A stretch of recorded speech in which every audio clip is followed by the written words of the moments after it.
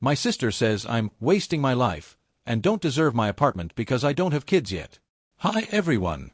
Today's story will blow your mind, but really quick, if you enjoy this content, hit that subscribe button. Channel's been a bit quiet lately, and your support keeps it all going. Let's jump in. I never thought I'd be writing this, but I need some perspective because my family dynamics have taken a turn I never saw coming. I'm Michael, 26, and I recently bought my first apartment after years of saving and careful financial planning. What should have been a celebration has turned into a battleground with my sister Patricia, 28, leading the charge against me. It started 3 weeks ago at our parents' Sunday dinner. I just closed on a 2-bedroom apartment in a decent neighborhood, nothing fancy, but it's mine. When I shared the news, expecting congratulations, Patricia's face darkened. Must be nice, she said, stabbing at her pot roast. Some of us are actually contributing to society by raising the next generation. I thought she was joking at first. Patricia has 2 kids, Tyler, 5, and Emily, 3, and she's always been proud of her role as a mother. But the venom in her voice was unmistakable. What do you even need 2 bedrooms for? She continued. You're just one person. Meanwhile, families are cramped in tiny spaces because single people are hoarding all the good properties. My parents, Robert and Linda, shifted uncomfortably but said nothing. I tried to deflect, mentioning that the 2nd bedroom would be my home office since I work remotely as a software developer. Patricia scoffed. A whole room for a computer? Tyler and Emily share a room in our rental. But sure, your laptop needs its own space. The conversation deteriorated from there. Patricia launched into a tirade about how childless people are selfish and wasting resources that should go to families. She said I was playing house and that real adults have children. When I pointed out that not everyone wants or can have children at 26, she rolled her eyes. You're wasting your prime years. By the time you figure it out, you'll be too old, and then what was the point of that apartment? I left early that night, hurt and confused. Patricia and I had always been close, or so I thought. She'd never expressed these views before, though looking back, there had been subtle comments about my bachelor lifestyle, despite my long-term relationship with my girlfriend Sarah. The next few days were quiet, but then Patricia started texting me articles about declining birth rates and the duty of capable adults to have children. She sent me photos of her kids with captions like, "This is what real purpose looks like," and "Apartments should house families, not gaming setups." I haven't even set up any gaming equipment. I barely have furniture yet. Things escalated when she called me last Tuesday. I've been thinking, she said without preamble. You should rent out that apartment and move back with Mom and Dad. Use the rental income to save for when you actually need a family home. When I laughed, thinking she was joking, she doubled down. I'm serious, Michael. You're being selfish. Do you know how hard it is to find affordable family housing? And here you are, one person in a 2-bedroom, contributing nothing to the future. I tried explaining that I'd worked hard for this apartment, that I had every right to live independently, that my life choices were valid even without children. She interrupted with, "Valid? What's valid about genetic dead ends? You're literally wasting your life and taking up space that could house future taxpayers and innovators." The genetic dead end comment stung more than I expected. I asked if she really thought my life had no value without children.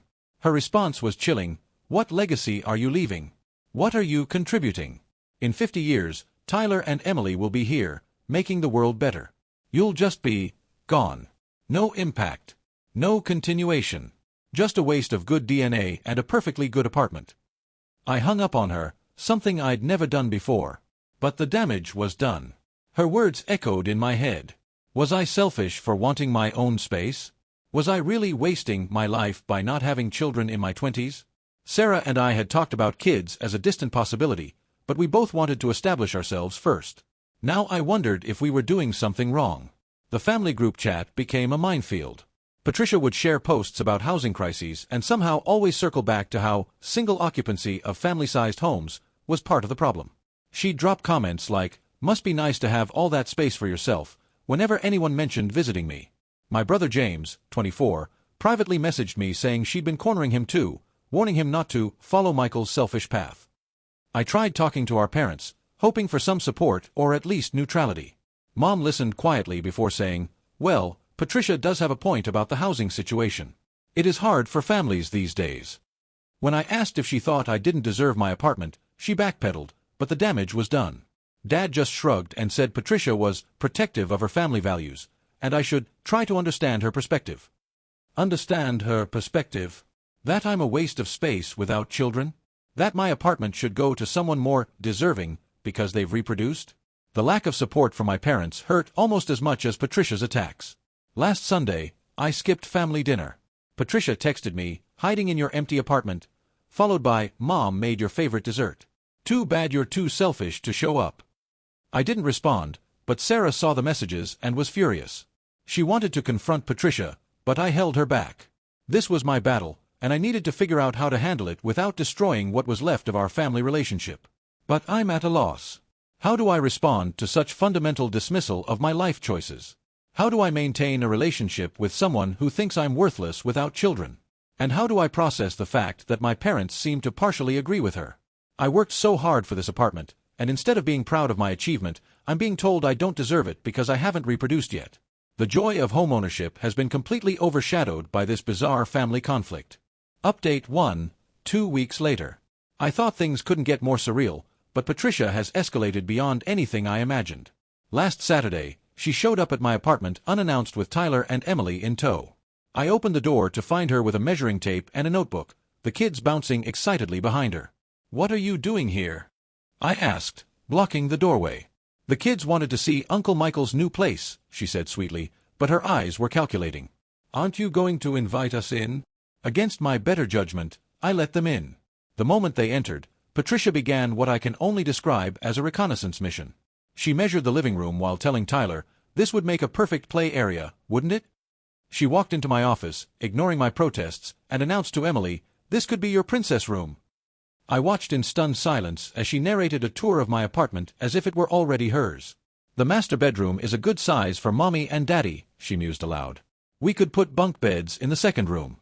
The kitchen needs updating, but that's manageable." "Patricia, what the hell are you doing?" I finally found my voice. She turned to me with a practiced smile. "Just showing the kids what family homes look like. They've been asking why some people have big spaces all to themselves while they share a small room. I thought it would be educational." Tyler, picking up on the conversation, asked innocently, "Uncle Michael, why don't you share? Sharing is caring. That's what Mommy says." Patricia's smile widened.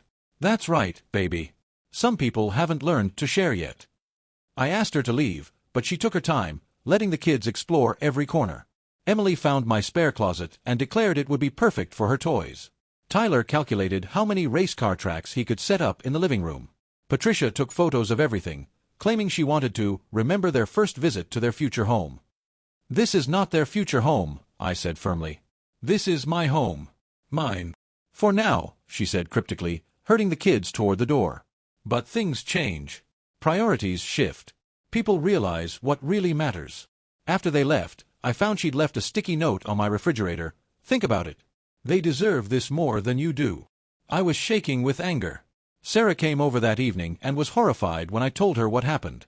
She helped me check if anything was missing. Nothing was, thankfully, and we spent the evening trying to make sense of Patricia's behavior. The next day, Patricia posted the photos on Facebook with the caption, "Visited Michael's new apartment with the kids today. So much space for just one person." The kids loved exploring and planning where their toys would go someday. Sometimes life has a way of redistributing resources to where they're needed most. House, family, man, woman, boy, boy, hashtag family first, hashtag future home. The comments were a mix of confusion and support. Some relatives asked if I was moving, others congratulated Patricia on finding a new place. My Aunt Jennifer commented, "Oh, is Michael giving you the apartment? How generous." Patricia's response was vague, "We're exploring all options for the kids' future. Family helps family, right?" I immediately called her. "Take that post down. Now." "Why?" "I'm just sharing a nice family outing," she said innocently. "You're implying I'm giving you my apartment." "I'm not implying anything. If people interpret it that way, maybe it's because it makes sense. A family of 4 in a 2-bedroom instead of a single guy. The math speaks for itself." I threatened to comment on the post with the truth, and she laughed. "Go ahead. Tell everyone how you're hoarding a family-sized space while your niece and nephew are cramped in a rental. See who looks bad." She had weaponized social pressure brilliantly. If I defended myself, I'd look selfish. If I stayed quiet, people would think I'd agreed to something. I ended up privately messaging relatives to clarify the situation, but the damage was done. Several family members reached out suggesting I consider Patricia's situation and reminding me that family comes first. Update 2, 3 weeks later. The situation has devolved into full-scale psychological warfare. Patricia has recruited our parents, and what started as her personal campaign has become a family intervention of sorts. It began with Mom calling me for lunch. When I arrived at the restaurant, I found both parents and Patricia waiting. "This isn't an ambush," Mom said quickly, but that's exactly what it was. Dad started with what he clearly thought was a reasonable approach. "Michael, we've been thinking about the family's future. You're young, successful, established. Patricia is struggling with 2 kids in a small rental. As a family, shouldn't we help each other?" "I'm happy to help," I said carefully. "I can babysit, contribute to the kids' college funds, whatever you need." "That's not what we mean," Patricia interjected. "They mean real help. Meaningful help." Mom leaned forward. "What if you rented the apartment to Patricia at below market rate? You could move back home temporarily, save money, and help your sister provide stability for the grandchildren." I stared at them in disbelief. "You want me to move out of the home I just bought to subsidize Patricia's living situation?" "Just temporarily," Dad said. "Until you need the space for your own family. What if I never have kids? What if Sarah and I decide to remain child-free?" The silence was deafening. Finally, Mom spoke, her voice tight. "Don't say that. You're just young. You'll change your mind." Patricia jumped in. "And if you don't, then what's the point? You'll rattle around in that apartment for decades while families are squeezed into studios. How is that fair?" "Fair?" I laughed bitterly. "I worked for that apartment. I saved, I sacrificed, I earned it. How is it unfair for me to live in the home I purchased?" "Because you're not thinking about the greater good," Dad said. "Sometimes, Michael, personal sacrifice is necessary for family harmony. Your sister has given us grandchildren. She's continuing the family line. That comes with certain considerations. So because I don't have kids, I matter less? My accomplishments mean nothing." Patricia leaned back, satisfied. "Now you're getting it. It's not about mattering less. It's about contributing more. I've contributed Tyler and Emily. What have you contributed besides code and a mortgage?"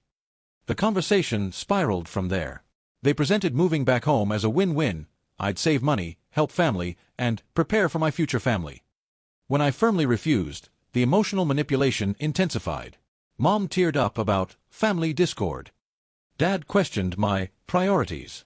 Patricia accused me of being infected by toxic individualism. I left the lunch feeling ambushed and betrayed. The 3 people who should have been my biggest supporters had ganged up to convince me I didn't deserve my own home because I hadn't reproduced. But Patricia wasn't done. She started bringing the kids to every family gathering and pointedly discussing their cramped living situation within earshot. She'd have Tyler ask me directly, "Uncle Michael, why can't we live in your big apartment?"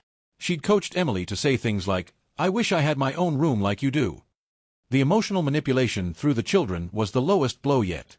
Using her kids as weapons in her campaign made me furious, but calling her out would make me the bad guy who made the children cry. Sarah and I had several long discussions about the situation. She was appalled and suggested we consider going low or no contact with my family. "This isn't normal," she insisted. "Families don't do this to each other." But cutting off my family felt extreme, even as their behavior escalated. Update 3, 6 weeks later. The campaign reached new heights of absurdity. Patricia created a PowerPoint presentation titled Optimal Resource Distribution in the Johnson Family, and actually presented it at Sunday dinner. I'm not joking. She had graphs, charts, and projections showing how my apartment could serve the family better if occupied by productive members contributing to the future. One slide compared the output of her household, 2 future taxpayers/innovators, versus mine, 0. Another calculated the space per person ratio, showing I had excess capacity, while her family was below optimal standards. She even had a timeline showing how her kids would need separate rooms soon for proper development, while I persisted in solitary occupation of family-appropriate housing. My parents nodded along like this was a reasonable business proposal instead of insanity. When she finished, Dad actually said, "She makes some compelling points." I stood up to leave, but Patricia had one more slide, proposed solution. It outlined a plan where I would transfer the apartment to her at a family discount, move back home for 2 years to reassess my life priorities, and use the time to find a suitable partner for reproduction. In return, She would acknowledge my contribution to the family legacy and ensure Uncle Michael has visitation rights to the apartment. Visitation rights to my own apartment? I asked, incredulous. It's a compromise, she said earnestly. You'd still be connected to the space, just in a more appropriate capacity given your lifestyle choices. I walked out, but not before hearing Mom say, Michael, at least consider it. She put a lot of work into this. The next few days were a bombardment.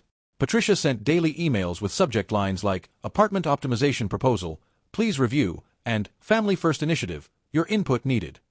She created a shared Google Doc called Transition Timeline, where she'd mapped out how I could gradually move my belongings out to make room for her family. She even contacted my landlord for my previous rental to ask if the unit was still available for a family member who's downsizing. The landlord, confused, called me to ask if I was having financial troubles. The humiliation of explaining that my sister was trying to relocate me was beyond words. Update 4, 2 months later. The breaking point came when I discovered Patricia had taken her campaign beyond the family. She'd started a petition in our extended social circle titled, Support Working Families, Encourage Optimal Housing Distribution. It was carefully worded to avoid mentioning me directly, but anyone who knew our situation understood the subtext. The petition argued that individuals with excess housing capacity should consider the needs of growing families in their communities. It suggested that childless occupants of family-sized homes had a moral obligation to evaluate their space usage. She'd gathered 17 signatures, including several mutual acquaintances who probably didn't realize they were participating in her scheme to shame me out of my apartment. But the real shock came when Sarah and I attended her son Tyler's birthday party, trying to maintain some family normalcy. We'd bought thoughtful gifts and hoped to get through the event without drama. Instead, we walked into an intervention disguised as a children's party. Patricia had invited several couples with children, all of whom happened to live in smaller spaces than mine. Throughout the party, she orchestrated conversations about housing challenges, always within my earshot. Michael has a lovely 2-bedroom all to himself, she'd mentioned casually. Must be nice to have all that space for one person. The other parents, probably unknowingly, played into her hands. They shared stories of cramped quarters, children sharing rooms, the struggle to find family housing. Each story was punctuated by Patricia's meaningful glances in my direction. The cake ceremony was the final straw. Patricia gave a speech about investing in the future and making sacrifices for the next generation. She talked about how some people understand that children are our legacy, while others remain focused on individual comfort. Then, looking directly at me, she said, I hope Tyler grows up in a world where people prioritize families and understand that resources should flow to those creating the future, not those simply consuming space. Several guests looked uncomfortable, sensing the underlying tension. Sarah grabbed my hand, squeezing it in support.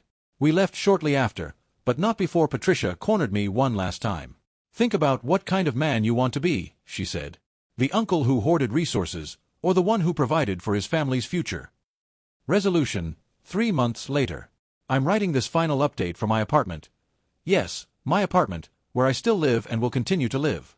The resolution came in a way I never expected, but it's brought me peace and clarity about my relationships with my family. After the birthday party incident, I made a decision that shocked everyone. I hired a lawyer. Not to sue anyone, but to send a formal cease and desist letter to Patricia regarding her harassment about my property. The letter outlined her campaign of harassment, the emotional manipulation, the social media posts implying false agreements, and the attempts to damage my reputation in our social circle. Patricia was furious. She called me screaming about bringing lawyers into family business, and how I was destroying the family over a simple disagreement. But the legal documentation had an interesting effect on our parents. Suddenly, the situation wasn't just family drama, it had potential legal implications. Dad, ever the pragmatist, realized that supporting Patricia's campaign could be seen as participating in harassment. The family meeting that followed was tense but necessary. With Sarah by my side and the cease and desist letter on the table, I laid out my boundaries clearly. 1. My apartment is my home, purchased with my money, and will remain my home regardless of my reproductive choices. 2. Any further attempts to pressure me to give up my home will be met with legal action. 3. My choice to have or not have children is mine alone and not up for family debate. 4. Using children to emotionally manipulate me is unacceptable and will result in limited contact. Patricia tried to argue, but Dad shut her down. The prospect of legal involvement had sobered him to how far things had gone. This has gotten out of hand, he admitted. Michael has the right to his own life and property. Mom was quieter but eventually agreed. "I just want family harmony," she said tearfully. "I never wanted it to come to this." Patricia stormed out, declaring I'd chosen property over family, and that I'd regret this when I died alone in that apartment. But something significant happened in the following weeks. Other family members began reaching out to me privately, sharing their own experiences with Patricia's judgmental behavior about their life choices. My cousin Jennifer admitted Patricia had criticized her for only having one child. My Aunt Nancy said Patricia had made her feel guilty for traveling instead of investing in more grandchildren for the family. It turned out Patricia's campaign against me was part of a broader pattern of imposing her values on everyone. My situation had just been her most aggressive attempt because I represented everything she resented: independence, different priorities, and success without following her prescribed path. The aftermath has been mixed but ultimately positive. Patricia and I are essentially no contact, speaking only at necessary family functions where we maintain cold civility. She's refused to apologize, maintaining that she was looking out for the family's future and that I'll understand someday when I'm old and alone. My relationship with my parents has slowly improved. They've apologized for getting caught up in Patricia's campaign and acknowledged they let their desire for more grandchildren cloud their judgment. Mom admitted she was wrong to suggest I didn't deserve my apartment, and Dad conceded that contributing to the family doesn't require reproduction. The extended family is split. Some think I overreacted by involving a lawyer. Others have thanked me for standing up to Patricia's bullying, saying it's given them courage to establish their own boundaries.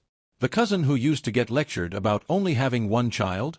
She's been my biggest supporter. Sarah and I are stronger than ever. Watching her stand by me through this ordeal confirmed she's the partner I want in life, whether we have children or not. We've had honest conversations about our future, and while we're not ruling out kids entirely, we're certain that decision will be ours alone, made on our timeline, not because of family pressure. I've also found unexpected support in my community. After Patricia's petition backfired and people learned the full story, several neighbors and acquaintances reached out with their own stories of family pressure about life choices. I've realized this isn't uncommon: the pressure to conform to traditional life scripts, the judgment for choosing different paths, the assumption that childless adults are somehow less deserving of resources or respect. My apartment has become more than just a home. It's a symbol of my autonomy and right to make my own life choices. I finished decorating it, and yes, I did set up that home office Patricia mocked. I work there every day, building my career and my future on my own terms. The spare bedroom remains a guest room, hosting friends and chosen family who respect my choices. I've learned valuable lessons through this ordeal.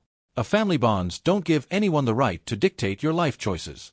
Setting boundaries isn't destroying family, it's preserving your dignity and autonomy. The pressure to have children can become toxic when it denies the value of childless individuals. Sometimes legal intervention is necessary when emotional boundaries aren't respected. Not all family relationships are worth preserving at the cost of your well-being. To those facing similar pressure, your life has value regardless of your reproductive choices. Your accomplishments matter. Your home is yours, earned through your efforts. You don't owe anyone grandchildren, nieces, nephews, or any other life choice that doesn't align with your values and desires. I still love my family, even Patricia, in a complicated way. I hope someday she'll understand that different paths don't diminish each other's worth. Until then, I'll be here in MY apartment, living MY life, creating MY version of a meaningful future, with or without children, but definitely without apology. The greatest revenge isn't proving Patricia wrong or right about my future choices. It's living authentically, setting boundaries, and refusing to let anyone, family or otherwise, make me feel unworthy because I don't follow their script. My apartment stands as proof that I deserve to take up space in this world, exactly as I am.